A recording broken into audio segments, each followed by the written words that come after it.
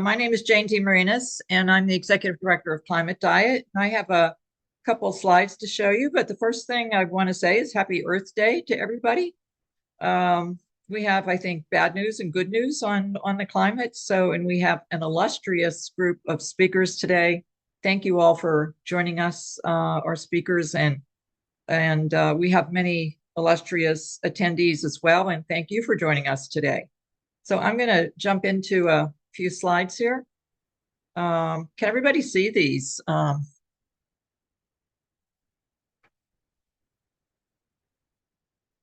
sharing my screen. Are you able to see the slides?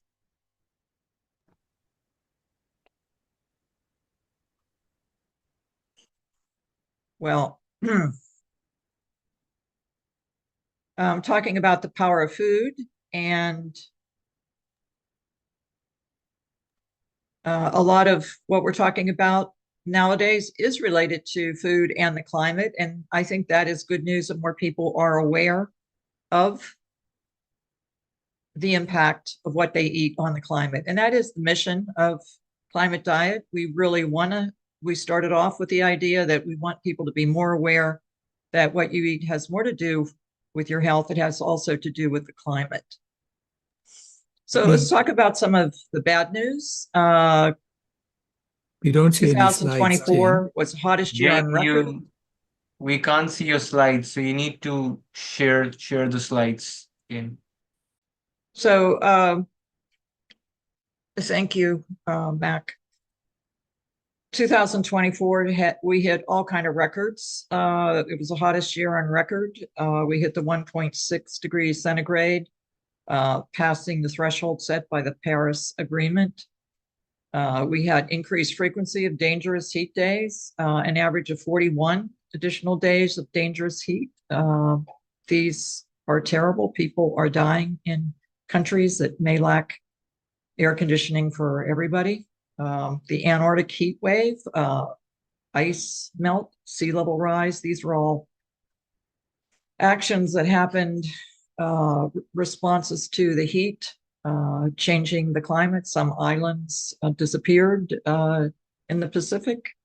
The record low Antarctic sea ice was the lowest in 45 years from the satellite records.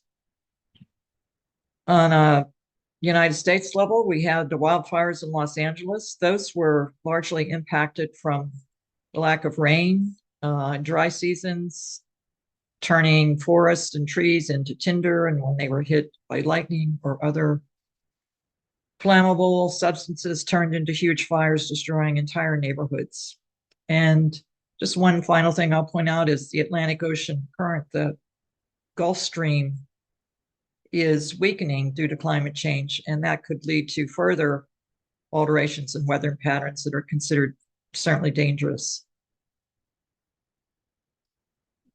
Could you go to the next slide, Mac? Yep, I'm on the next slide. So some of the things that we are focused on at Climate Diet is to outreach and educate more people and advocate for programs that are healthy. We reach out through the media and participate with the Society of Environmental Journalists. They send us research. We share research we have with them and other media. We also have partnerships with organizations that are similar, like Salish Rayo's Climate Healers, and share speakers we found from his programs. Thank you, Salish, and his research. We also participate in a program locally with Montgomery County Public School Systems. We're teaching a program called Power of Food that's been endorsed, and we got grants from our county to do this program in the schools. So we're happy about that, starting with young people. And we try to share documentaries and other things that make it easy for students to understand. And in terms of advocacy, our Congressman Jamie Raskin, he's promoted some vegetarian food options in federal facilities. So we've supported him in trying to promote awareness of that. So slide number 5 is an interesting little video that is Mac, you'll have to hit the button at the bottom, I think, for it to activate. But it's this is a video that's actually at the Museum of Modern Art in New York. And it's showing the global temperature change from 1850 to 2024. And it's an odd thing to see in a museum, but it shows you how art and science are connecting in a new way. So the next slide. So carbon dioxide, methane, and nitrous oxide concentrations are now more abundant in the Earth's atmosphere than any time in the last 800,000 years. It's alarming, but that's where we're at, and we have to recognize that and spread the word on that so people will pay more attention to this issue. Climate change is also affecting whole countries. Saudi Arabia has been viewed as potentially uninhabitable in the future from global warming. The heat waves there exceeded 200 days per year, so more than half the year. A Brazilian rainforest, the sunny portions of the rainforest have reached 171 degrees Fahrenheit. Certainly no people can withstand that temperature for more than a nanosecond.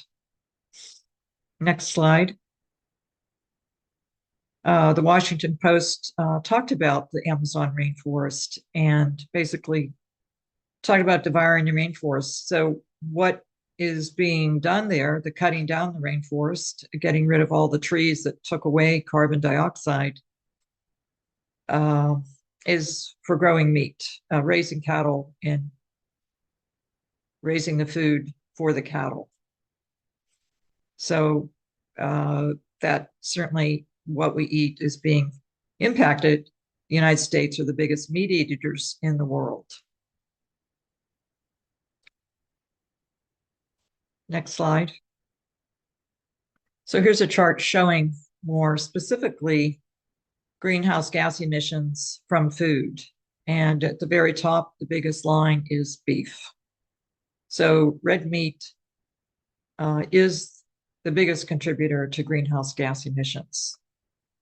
Down at the bottom of that chart are vegetables, peas, bananas, and most of the meat you see in the top half. So it's illustrative of where we have to go when we think about what we eat and the greenhouse gases from that. And of course, the beef is also from the food that they eat, a huge amount of food needed. Next slide.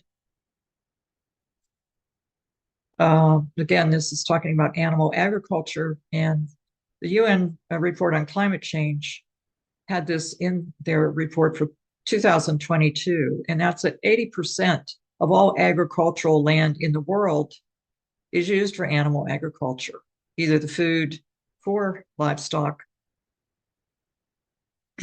or the land, so grazing and the food for livestock, but it's only producing 20% of the food that the world needs. So it's very inefficient and it's not sustainable. Next slide. So again, I mentioned that we created a toolkit for Montgomery County schools, and we're working with the school systems to try to just educate the younger population about climate change and the relationship to what they eat. And we appreciate that Montgomery County recognized the importance of this topic to share it in the schools in our county. We have a cooking demo later from Erin. She's going to show some plant-based recipe. Next slide. And we try to get our message out in a variety of ways, like our webinar today and newsletters. We put out weekly recipes that show how many greenhouse gas emissions are saved by eating plant-based. Those are some of the things that we do. We're also talking to community and professional groups. Next slide. This is our newsletter, Food is Climate. Next slide. And these are recipes that we put out showing, again, the recipes are shown, but also how many greenhouse gas emissions are saved by eating a plant-based recipe, showing your impact. And anybody that wants these can go to our website and sign up for our newsletter, and you'll get the recipes every Friday. So we invite you to do that. So we try to also teach when we can how to make these recipes. Sometimes we do this for schools or community groups. Next slide. And we try to use graphics like these to show students and adults their carbon footprint and how much less it is, almost more than half less if you're eating plant-based over a meat eater. Next slide. There's a big feeling in the country that fossil fuels are the big greenhouse gas emitters, and that is really not so true. And one of our speakers, Gerard Bishop, will be talking about that. So let's just move on to the next slide.